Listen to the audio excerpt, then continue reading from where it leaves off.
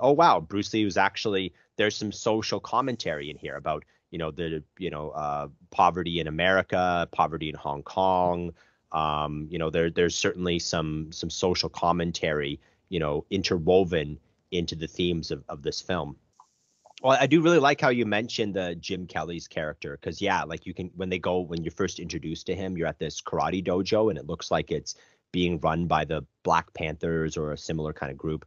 And then, like you said, there's the scene the cops try to arrest him. They pull him over for no reason aside from just being a black man walking down the street with a suitcase.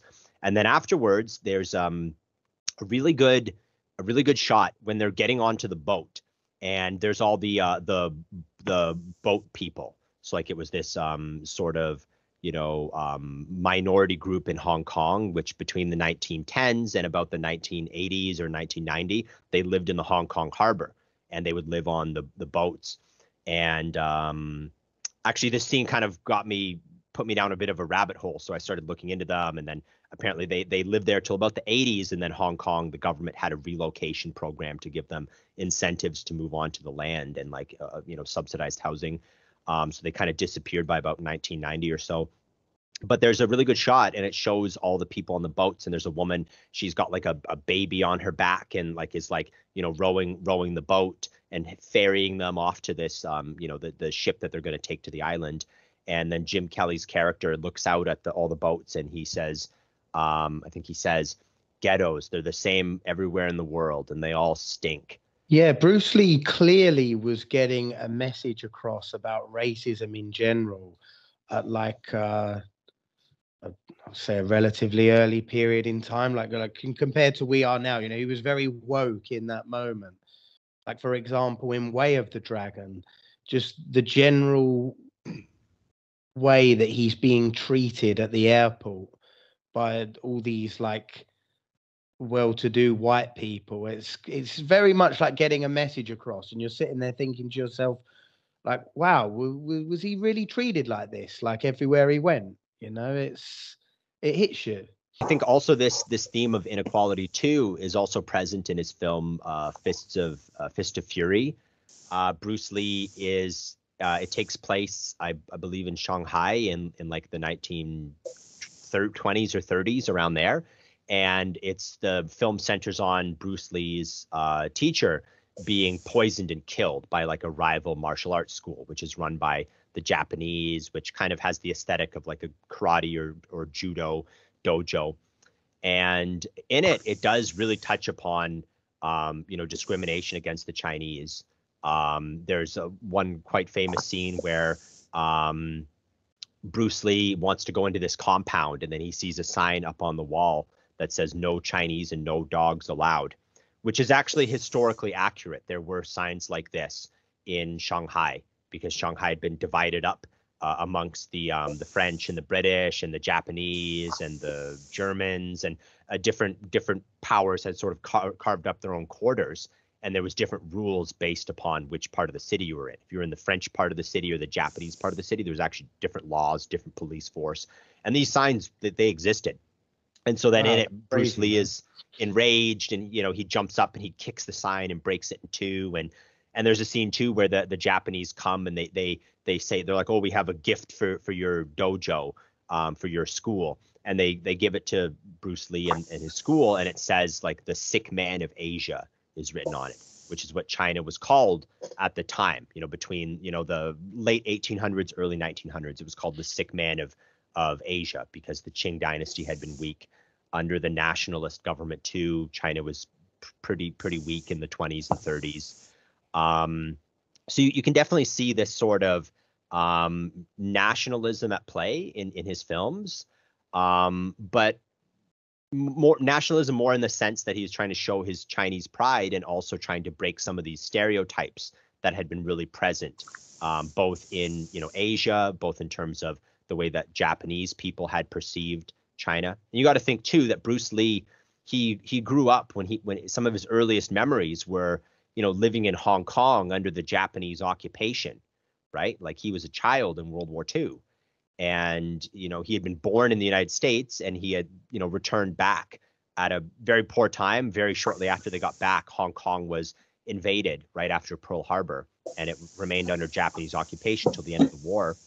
And there's stories that Bruce Lee had actually, as a child, been really angered, and he would shake his fist in the air at the Japanese planes flying overhead, and so you have to think too that this must have been a real inspiration for him, right? These experiences living under the Japanese occupation, and so you see that come out in his art, both in terms of trying to dispel these myths about China, trying to fight against the way that the Japanese people perceive China, and also trying to dispel myths about Chinese people and Asians and Asian Americans in the United States.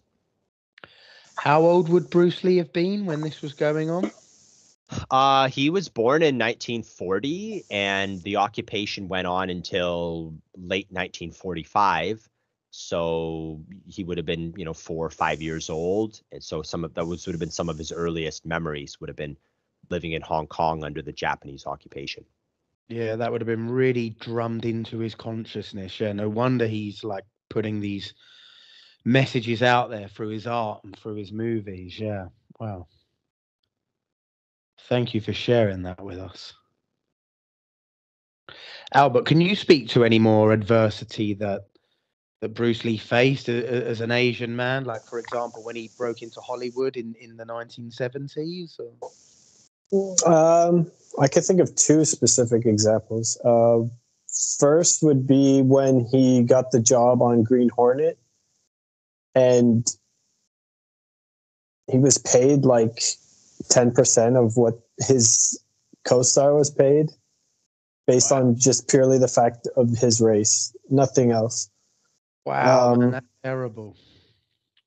Yeah, I mean, I don't remember the exact number, but you can see the pay stubs, and it's like very small percentage. Plus, the other one was the show Kung Fu. Apparently, he created the premise for that, and they just like took his script and cast a white guy instead because David Carradine. Yeah. No disrespect to Carradine or anything, but it's like that was clearly they just at that time they didn't have faith in lead actors except for white people, and if they had an Asian character like Charlie Chan, they would hire like a Swedish guy to play a Chinese guy. But it was always a caricature. It was always super racist and stereotypical to the point of being extremely offensive and marginalizing. And I think that just like that feedback loop of Asian people seeing themselves portrayed that way, it gave them less confidence and whatnot. It just basically got to the point of him leaving and going back to Hong Kong again in the 70s to make The Big Boss, which was his breakout film, right? But when he was doing Green Hornet, people loved it. It's just, they just didn't care that people loved it. It was just, their mind was so stuck on, the way it was. He also got some really bad criticisms from his own community because there was a situation with Wong Jack. Do you remember his name, Sean? He had to fight martial artist. Yeah, I remember his surname was Wong. I don't remember his full name, but yeah.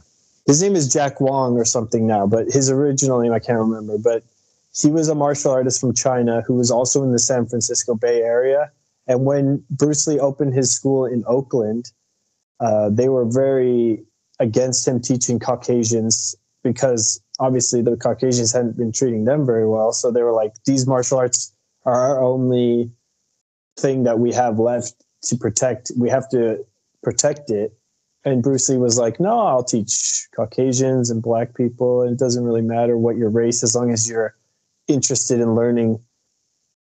In the 60s, a lot of these barriers kind of started to dissolve, like New Age, mixing of different religions and spirituality, and, people of different races starting to intermarry. These kind of things were all happening at the same, it was part of the zeitgeist.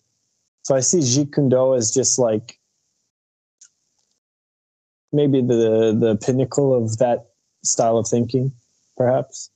obviously that's coming from my point of view, which is a very Bruce Lee centric worldview. But I think honestly, without him, it's hard to imagine the United States adopting such a. I mean, he was married to a Caucasian woman. It wasn't seen as normal. He had to like trick her parents by having his white friend show up at their house and pick her up to go on dates. You know what I mean? Wow, was it as bad as that? Yeah, I mean, to put it into perspective as well, I think that that Albert brings up a really good point. I think that the anti miscegenation laws, so the laws against mixed race inter race marriages, or having mixed race children, a lot of states, like California was more liberal, but a lot of other states, especially in the deep south of the United States, interracial marriage was not legalized until I want to say 1967, I believe. Not legalized. Yeah. So in a lot of again, California was more liberal, but in other states, in Alabama or Georgia, Virginia, interracial marriages were illegal until the late 60s. Wow. So Bruce Lee he's an artist. He's in a time when it wasn't the done thing. Not only is he fusioning, if that's a word, martial arts, he's like breaking down boundaries with his Zen philosophies and culturally, and